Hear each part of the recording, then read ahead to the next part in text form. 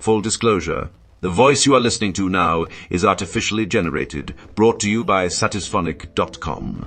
See the link in the description for more details. What type of death was common 100 years ago that is very rare today? Before antibiotics, people would die right and left from bacterial infections. Consumption. It was still an issue in the 50s. My great-grandfather came from YE with TB and passed it later to his son-in-law, my grandfather. Great-great-grandfather died of it. Grandfather died of it. Grandfather survived, but not easily. Unfortunately, there is now TB that has resistance to antibiotics. So if our luck runs out, we are going to get closer to that situation again.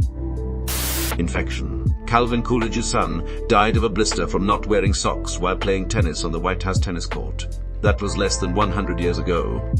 We are so lucky. My best friend's mom died of a cyst on her foot. It burst. She got sepsis and she died in 2021. Sepsis is still very deadly. It's an infection all throughout your body. I once got sepsis from a hemorrhoid. It popped in the middle of the night. By morning, I was pretty much deathly sick and needed to get to an emergency room, and I spent 24 hours in the hospital getting pumped with all the antibiotics and covered in ice packs. Seriously, sepsis is no joke. Polio.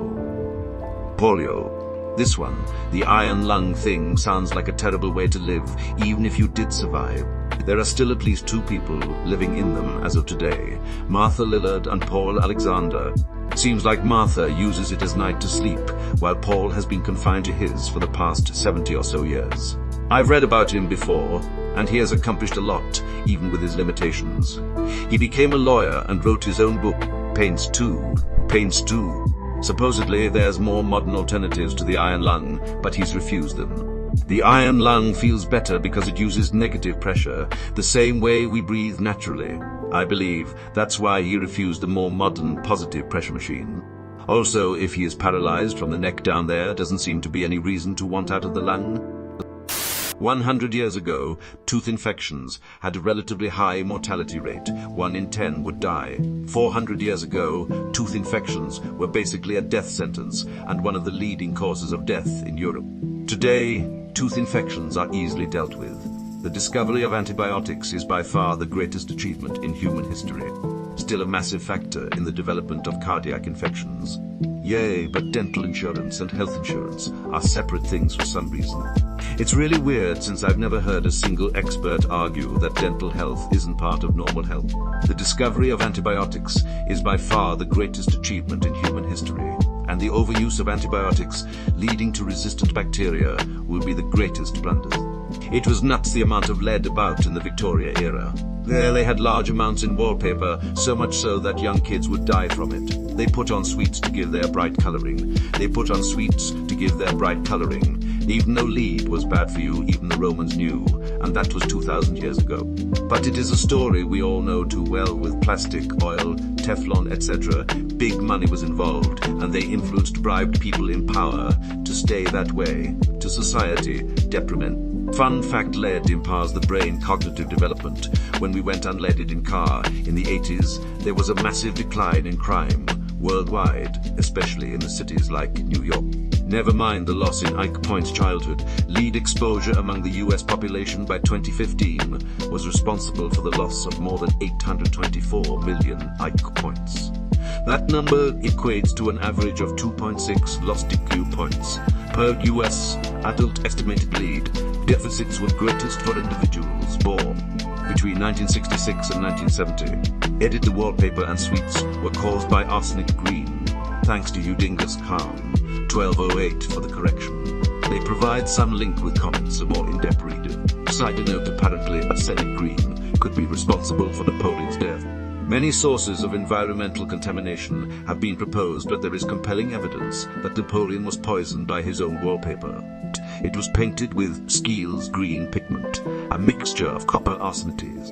Adepts UUNB NEM Nai Gofmakaticus Macone million 79,564 text to me percent 20 sources percent 20% 20% 20 contamination a percent 20 percent 20 copper percent 20 20 copper percent 20 arsenite. Anything involving a horse. Instead of kicked to death by a Mustang, now you get rolled over by a Mustang. Yeah, everyone keeps bringing up diseases, but 1924. Horses were everywhere, poorly treated and ill-tempered. It was recently the 100-year anniversary of successfully treating type 1 diabetes. It was a death sentence before 1922. Smallpox, pertussis, measles, Eidman. I recently was playing Oregon Trail and my very own fuckhead died of the measles. I was notified about fuckhead's death by a notification that had a simple tombstone that read fuckhead died of the measles. Anti-vaxxers would probably revise their stance if these made a comeback. Unfortunately, they would not. The problem with conspiracy theorist anti-vaxxers today is that they are not weirdos in the woods, but your neighbor who has evidence from insert social media source that they are right. No measles outbreak. The anti-vaxxers were right all along. Measles outbreak. The pharmaceutical companies' government are spreading it to force people to be vaccinated. They view everything as heads I win, tails you lose with their perpetual victim complex. Tuberculosis. Complications of pregnancy and childbirth, indigestion. We know now that these were usually heart attacks, summer complaint, a diarrheal disease of children that was rampant in the USA and other waterborne diseases, vaccine, preventable diseases like tetanus, measles, polio, diphtheria, pertussis, etc. Pneumonia in otherwise healthy people, Hodgkin's disease and acute lymphoblastic leukemia, which have 90% cure rates nowadays, type 1 diabetes at onset. If you want to go back just 50 years, the per capita death rate for car accidents was about twice as high in the early 1970s as it is now. Infection. It still happens now, but it was way more frequent. I'll remember that when the end of civilization comes. Guillotine. Sudden infant death syndrome. This one is so scary to me. Imagine carrying your child for 9 months, going through labor and everything looks good, and then your baby dies. I just had this experience. He didn't die from SIDS, but from necrotizing enterocolitis. I wanted him so badly. My first words to my husband immediately after I gave birth were, "He's alive." I've struggled with infertility my whole life.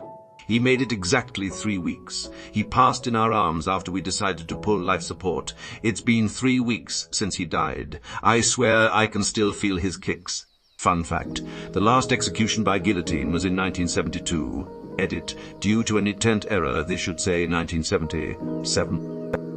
Being killed by someone who was born in the 1800s.